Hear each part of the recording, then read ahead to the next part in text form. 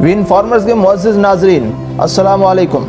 दोस्तों, आज की इस वीडियो में हम आपको मिडल ईस्ट की जंग के बारे में बताने वाले हैं और पाकिस्तान इसमें क्या रोल प्ले करेगा। जैसा कि आप सब जानते हैं कि मिडल ईस्ट की हुक्मरानी के लिए एक नई जंग शुरू हो चुकी है। ये जंग महज अरबों और यहूदियों के दरमियान नहीं, बल्कि इस जंग में बहुत से मुस्लिम ममालिक भी आपस में लड़ रहे हैं। दोस्तों, इस जंग के मेन प्लेयर्स में अमेरिका, चाइना, इजराइल, सऊदी अरब, यूएई, ईरान, मलेशिया और तुर्की सरे फहरिस्त हैं। ये जंग तो इन ममालिक की है, लेकिन पाकिस्तान का किरदार इन सब के लिए बहुत अहम है। पाकिस्तान इस जंग का वो खिलाड़ी है जो जब चाहे गेम बदल सकता है, लेकिन यहाँ पाकिस्तान को बहुत सारे चैलेंजेस दरपेश हैं।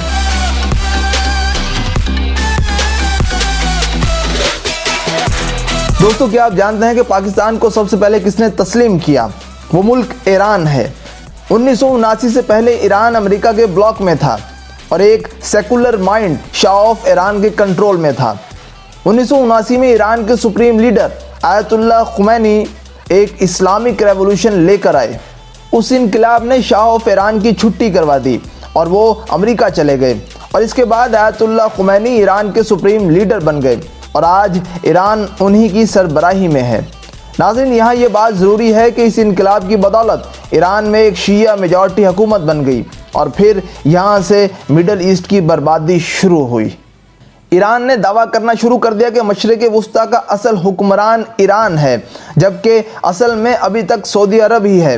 इसी तरह पूरा मिडल ईस्ट शिया सुन्नी में बट कर रह गया और इसका फ़ायदा अमेरिका, इजराइल और दीगर यूरोपीय ममालिक ने खूब उठाया। लेकिन यहाँ हम आज के बदलते मिडल ईस्ट की बात करने जा रहे हैं। दोस्तों, पूरा मिडल ईस्ट हिस्सों में बट गया है। एक ग्रोह सऊदी अरब के साथ और दूसरा ग्रोह ईरान के साथ है। सऊदी अरब ग्रुप को अमेरिका, इसराइल, फ्रांस और बरतानिया की सपोर्ट हासिल है। दूसरी तरफ ईरान ब्लॉक को रूस और चाइना का सहारा है। ईरान का शिया अक्सरियत वाले ममालिक के साथ काफ़ी असर व रसूख है। इराक में हुकूमत ईरान की मर्ज़ी से शिया हुकूमत बनती है। लबनान में हिजबुल्लाह जैसी ख़तरनाक तंजीम को ईरान की सपोर्ट हासिल है। शाम में अवाम अक्सरियत सुन्नी और शामी सदर बशारुल असद शिया है। ईरान ने बशारुल असद की हुकूमत को रूस की मदद से गिरने से बचाया। अफ़गानिस्तान में भी ईरान तालिबान ग्रोहों को इंटेलिजेंस और असला फराहम करता है। यमन में हूसी बागियों को भी ईरान की सपोर्ट हासिल है। दोस्तों, 2015 में जब सऊदी अरब ने यमन में पाक आर्मी को बुलाना चाहा तो हुकूमत पाकिस्तान ने इनकार कर दिया कि हम किसी की जंग का हिस्सा नहीं बनेंगे। इस तरह मिडल ईस्ट में कुछ ममालिक ईरान के ज़ेर असर हैं और दूसरी तरफ सऊदी अरब के।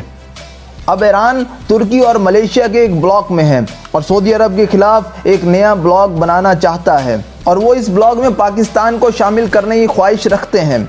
इसकी ताज़ा मिसाल कोलालमपुर समिट है, जो 2019 में ईरान, तुर्की और मलेशिया की तरफ से मुनक्किद किया गया और इसमें OIC के मुतबादिल एक नया प्लेटफॉर्म बनाने की बात होना थी।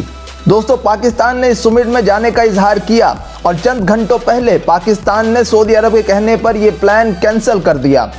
सऊदी अरब को खतरा था कि नया प्लेटफॉर्म सऊदी अरब की हुक्मरानी के लिए खतरा है, इसलिए उसने पाकिस्तान को रोक दिया।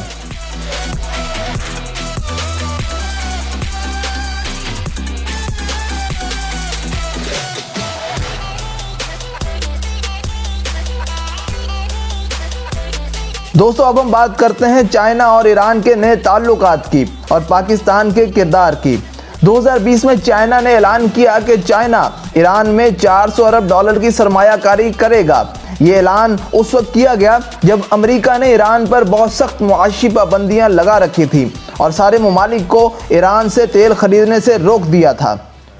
पाबंदियों से पहले इंडिया ईरान से सबसे ज़्यादा तेल खरीदने वाला मुल्क था। इंडिया ने अमेरिका के कहने पर ईरान से तेल खरीदना बंद कर दिया। ईरान के इंडिया से ताल्लुकात ख़राब होने लगे। नाज़रीन, इंडिया 26 अरब डॉलर की लागत से गवादर की बंदरगाह की अहमियत कम करने के लिए ईरान में चाबहार पोर्ट बना रहा है, लेकिन चाइना मैदान में आया और सारी बाजी पलट दी।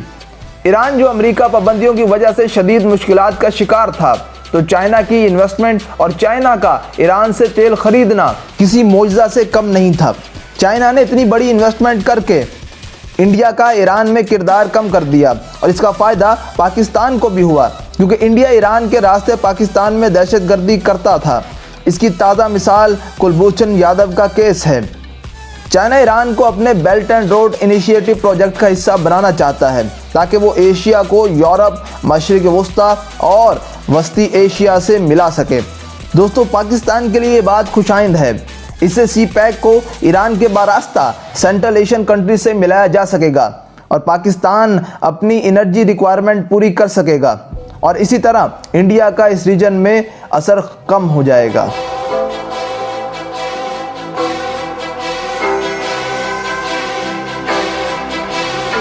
दोस्तों, अमेरिका, सऊदी अरब और इसराइल 40 साल से ईरान को कमज़ोर करने के लिए इकट्ठे काम कर रहे हैं और जब वो अमेरिका की मदद से ईरान को नुकसान पहुंचाने में काफ़ी कामयाब हो गए तो चाइना ने इन्वेस्टमेंट करके इनकी सारी मेहनत पर पानी फेर दिया और पाकिस्तान जाहिर है चाइना के साथ ही जाएगा और ये पाकिस्तान के अपने मुफाद में भी है।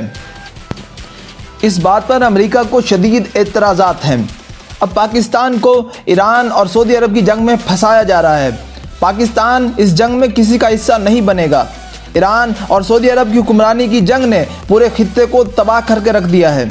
सऊदी अरब के साथ बरादराना ताल्लुकात हैं और वो ऐसे ही चलते रहेंगे। दोस्तों, ईरान पाकिस्तान का हमसाया है। ईरान के साथ बेहतर ताल्लुकात ही पाकिस्तान के लिए बेहतर हैं। इससे इंडिया का पत्ता कट जाएगा और पाकिस्तान में दहशतगर्दी इंडिया के लिए मुश्किल हो जाएगी। इसका सीधा फ़ायदा पाकिस्तान की इकोनॉमी को होगा।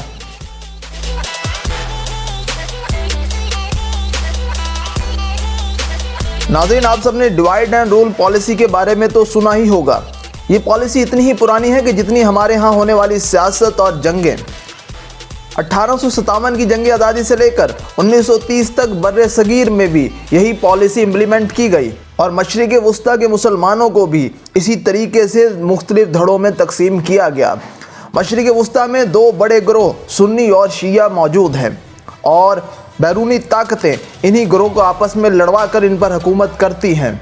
दोस्तों, इराक, ईरान, बहरीन और दीगर ये शिया मेजॉरिटी कंट्रीज़ हैं, जबकि सीरिया, यमन और मुख्तलिफ कंट्रीज़ सुन्नी मेजॉरिटी के अंदर आती हैं। दोस्तों, सीरियन कॉन्फ्लिक्ट उसकी बेस भी यही पॉलिसी है। वहाँ पे सुन्नी 65% जबकि शिया सिर्फ 16% हैं। इसी तरह यमन वार के पीछे भी इसी पॉलिसी को इम्प्लीमेंट किया गया। वहाँ पे सुन्नियों की तादाद 55% है जबकि शिया की तादाद 45% है। इराक में शिया की तादाद 65% जबकि सुन्नियों की तादाद 35% है और इराक की तबाही के पीछे भी इसी पॉलिसी का हाथ है। दोस्तों, इस सेक्टेरियनिज़म के इशू ने पूरे के पूरे मिडल ईस्ट का नक्शा बदल के रख दिया है। पाकिस्तान में शिया मुस्लिम्स की तादाद 20% है जो कि 22 मिलियन के करीब बनती है और ईरान के बाहर ये शिया की सेकंड लार्जेस्ट पॉपुलेशन है।